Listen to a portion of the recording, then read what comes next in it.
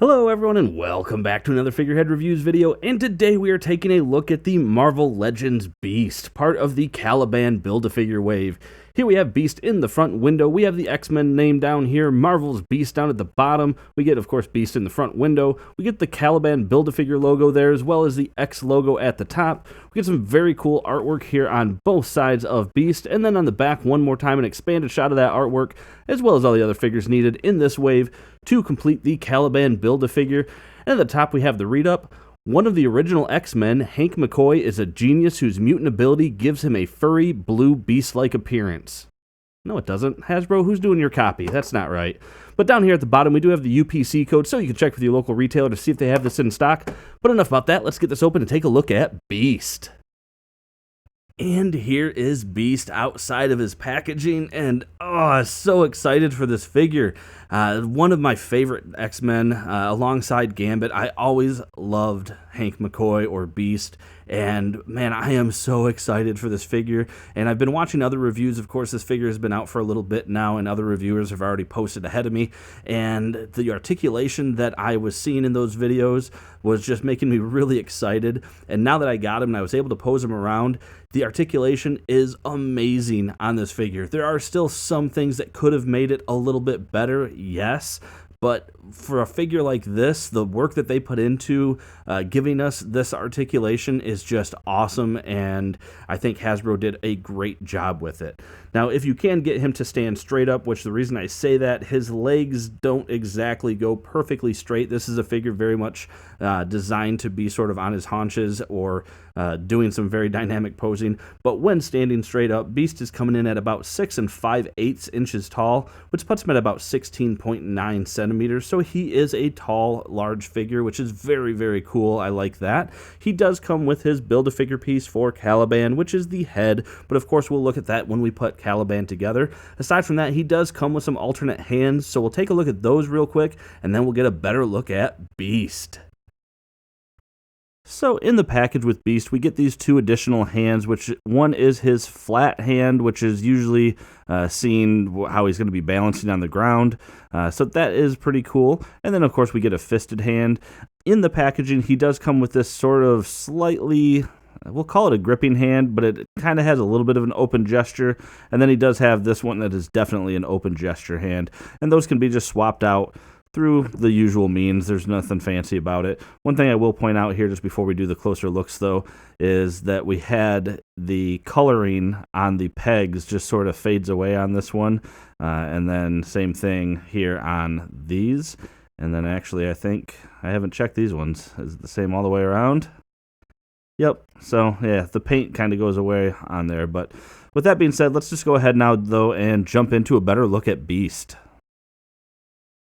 And getting up close here on Beast, we can see a very, very well done and well executed head sculpt. There might have been an opportunity for a little bit more paint here and there, and I've heard some people complain a little bit about the expression, wanting a alternate head with a calm look, which I will agree, it would be cool to get a calm looking Beast, but certainly if I had to pick one out of the two, I'd rather have a Beast that is being expressive, so I do like that. The paint in the mouth is a little basic, and the teeth came out okay. We can see there's a little bit of mist paint there. The eyes, I got a little bit of a splotch there on the left eye that just kind of comes down at the corner, but otherwise not too shabby. And I really do like the overall sculpt and design, and I like that we get just the hints of the blue throughout the darker parts, so I like that. And yeah, I don't like that though, the blue on that hinge. Oh well, probably won't be looking at the back of his neck too often. So looking down at the rest of the figure though, we can see just a really well executed sculpt, and I love this. The fur looks like it is, I mean, I don't know, it's pretty, there's quite a bit there, but it looks very subtle on his chest, so I like that. It's not distracting in any way. And then in some areas though, we get the bigger tufts of fur that are really sculpted out, and they look great. And we get some good shadowing throughout. Man, I just keep going back to like the shadowing there. And then we get the shadowing on the back. It is a bit of a abrupt end when that shadowing is on the shoulders and on the back, and then it's not on this butterfly joint. So that is a little bit of an issue. Not really on the front because of the way it works. So yeah, that's not bad. You do get a little bit of a drastic hinge change there. But man, yeah, like it looks good. I mentioned with the hands, we do get that, so that is a little bit of a bummer, but oh well. Belt, looks like the paint came out for the most part pretty good. A little bit of a miss there on some of the black. And then going down, his trunks came out just fine. There's not a whole lot to that. But again, the fur on the legs, subtle in most parts, so we can still see the musculature. But then when it needs to get some of the bigger tufts, we get that, and we get some shading there as well, which looks great. And then his feet. Man, yeah, just a really, really well done sculpt throughout, in all honesty. And I think that's what it is now that I'm thinking about it. The subtleness of the fur sculpt throughout is nice because it still lets us see some of the definition of like the abs and his pecs, and you still get to see some of the musculature, which I think is important. Looking at the articulation, and boy, does he have it. So actually, a little bit of head pivot there as we're doing that. But he can look down, not terribly far, but he can look up pretty decent. And then, of course, he does have side-to-side and full rotation. He does have arms that can come up. I mean, I guess I would say I wouldn't mind if they came up further, but that's not terrible. And then he does have that butterfly joint that I mentioned, which is very useful on a character like this. He, of course, has full rotation. Then we get a bicep swivel, double jointed elbows, and then we do have a rotation and hinge, and that goes for all the hands. We get rotation and hinge. And then this one, I love it. We get a diaphragm joint that gets you very good side to side. You get a little bit of pivot there, but then you also still have an ab crunch, so you can actually get even further back than you normally would and a lot further forward than you normally would, which is great. But you don't get any kind of waist swivel because you have that swivel instead at the diaphragm joint, which that's not a huge loss. You have legs that can come apart quite a ways, can kick forward quite nicely, backwards, not a ton though. He does have a upper thigh cut, double jointed knees, and then we do have a hinge with ankle pivot, and then we do get toe articulation, which is awesome. And of course, I couldn't finish this review without showing the entire X-Men blue team standing next to each other now that we have Jubilee, Beast, and Gambit to finish it off.